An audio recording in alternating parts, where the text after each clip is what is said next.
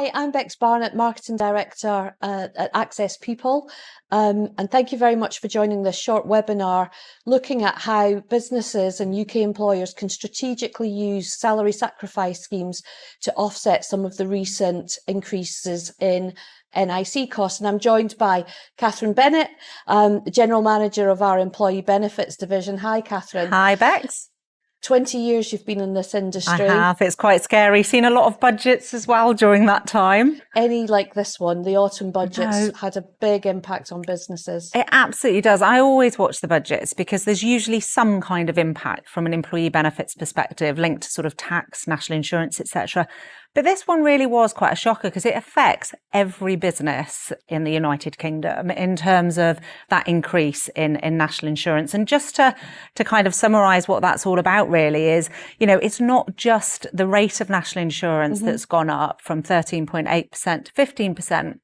But it's also the threshold at which employers start paying it. So that was originally set at £9,100. That's reduced down to £5,000. So it's a double whammy. Double whammy and a real impact. So if we look at an average company employing somebody on a £30,000 salary, you know, that's an increase on an annual basis of £866 per employee. That's extraordinary. It is. And that's before you build in any cost of living increases or anything like that. This is just a figure that's been layered on to the salary bill. And straight onto the bottom line for these businesses. Absolutely. But there is good news, Catherine. And one of the things that we're going to touch on today, or the main focus of today, is how businesses can start to think really strategically about how they use their salary sacrifice schemes. So do you want to talk us through your thoughts on that? Absolutely, because employee benefits are still really, really important. 47% of employees still look at their employee benefits package being a key thing that they look at in any employer. So it's really important that customers now are really smart about the package they put together. And salary sacrifice schemes absolutely allow employers to save that national insurance contribution. Not only do they allow the employer to save, they also allow the employee to save. So essentially, the employee is exchanging some of their salary for employer-funded benefits. So the employee also saves the tax and national insurance on the benefit. And are there are some specific schemes that you would recommend that businesses really look at and double down on? Absolutely. If you're not currently running a pension salary sacrifice scheme, that's probably a really key one. And the other thing to look to do is make it easy for employees to just increase their voluntary contributions for their pension. So allow people to add an extra percentage into their pension. And that actually will really increase the savings. And obviously it's fantastic for the employee as well. We've also got schemes like the electric vehicle scheme, which is brilliant. And there's huge tax and NI savings for electric vehicles. And it's also a green initiative as well. It really supports on a number of levels. Cycle to Work scheme as well has been around for years, but such a great initiative to get people fit, healthy. It's a green initiative and really allows savings. And one of my kind of tips on things like Cycle to Work scheme and electric vehicle, in all fairness, is customers need to start looking at the how much employees are earning and allow those higher earners to actually spend slightly more. So perhaps we'll touch on this in a minute, but actually segmenting is a really key thing.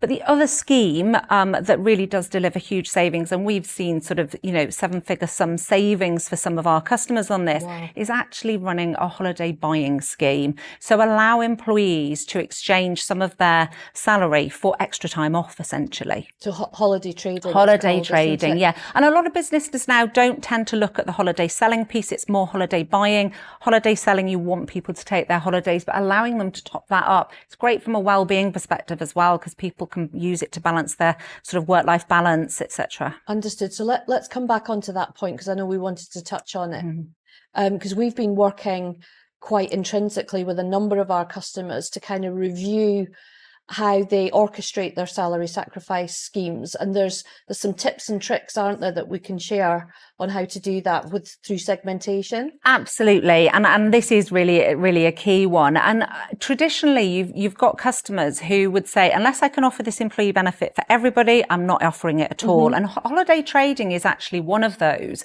So even in industries where you've got people on national minimum wage, or perhaps you're manufacturing and you've got a line and you need a certain number of people to run it, so you can't just allow everybody to buy more holiday.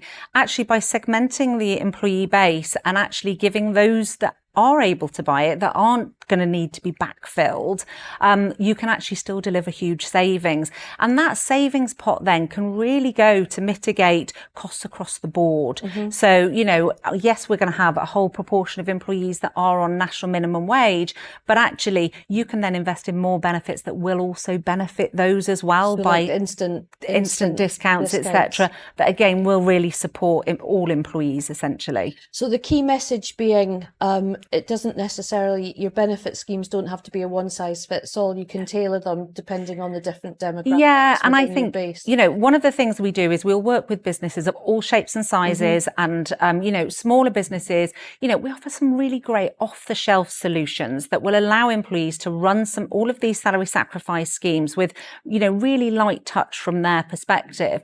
But also, we really recognise that we deal with customers that have got real complex needs and requirements, and some in benefits will be relevant to some employees and not others. So again, we will work with them to, as you say, segment that workforce, make sure we're offering and communicating the right benefits to the right demographic to really enhance both the employee saving, but also that all important national insurance saving from a salary sacrifice scheme. So let's try and talk about some numbers. I know we can't go into any specifics, but I think you've got some like real life examples of where we've helped customers save We have significant amounts of money in some cases. Absolutely. And, we've recently been working with a relatively small organisation with 200 employees, and they did very little with regards to salary sacrifice prior to engaging with us. And, when you look at how much their national insurance contribution is going to go up by actually running a cycle to work scheme, electric vehicles, and also pulling through pension contributions, will actually increase their national insurance savings by over £60,000, which, if you offset that, is almost a third of the cost of the increase in national insurance. So it's a big offset. It's a big offset.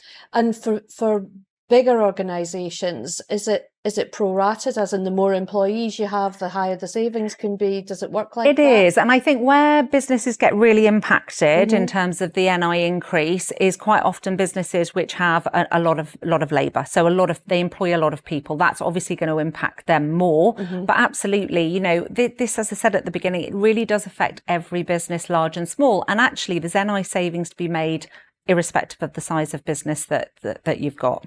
So the key message would be scale your employee benefits offering, but segment it based on different demographics within your user base. And I know one of the things you're really passionate about, Catherine, is driving adoption.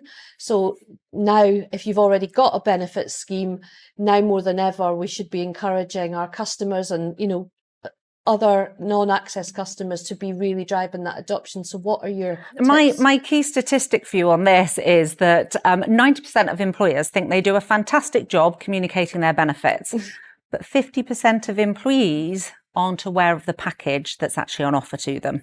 Now, some of that can be because their benefits are spread all over the place and they're really hard to just log in somewhere and actually see everything. So again, pulling all of those benefits together on a single platform is really important.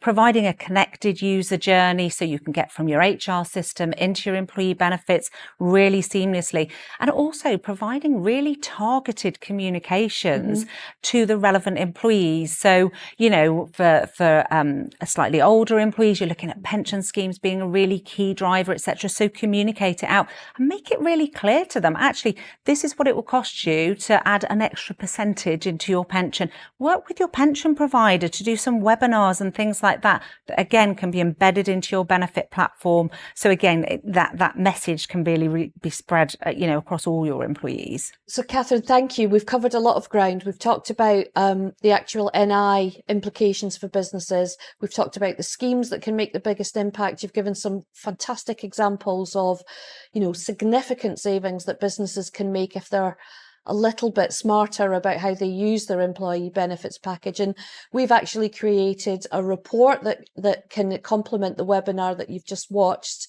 But also, Catherine, I think you've got a message to any business, not just Access customers. Yeah, absolutely. I mean, we're quite happy to work with any business to really look at producing a detailed return on investment. What I mean by that is all businesses are different. They have different average salaries. Some will have some national minimum wage employees. And we can really work with businesses to come up with actually what is a realistic saving that you can make if you're really smart about the benefits that you're going to implement. So yeah, salary sacrifice is absolutely key, but being smart about implementing them is really key. And from a true marketing perspective, the call to action would be to book a 30-minute personal review with one of our employee benefits experts, and the link you can find just below the webinar. Thank you very much for joining us, Catherine. Massive thank you as always. Thank you, Bex. Thank you.